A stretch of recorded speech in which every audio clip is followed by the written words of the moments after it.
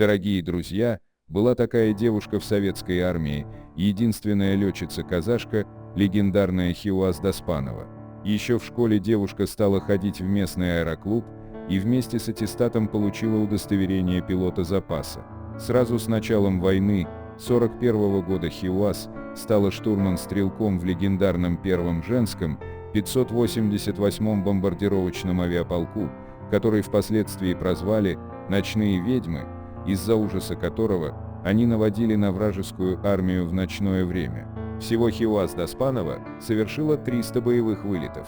Казашка участвовала в освобождении Кубани, Тамани, Новороссийска, Крыма, Белоруссии, Польши и вместе со своим полком долетела до самой Германии.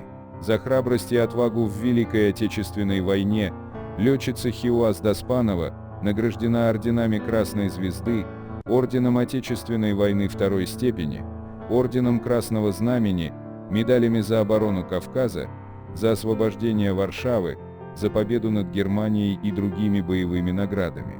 Здоровье Хиуаз заметно ухудшилось из-за ранений, полученных на войне. Не достигнув даже 40 лет, она в 1959 году вынуждена была уйти на пенсию. В 2004 году она получила звание Халык-Кахарманы. Скончалась 20 мая 2008 года. Похоронена на Кинсайском кладбище Алматы.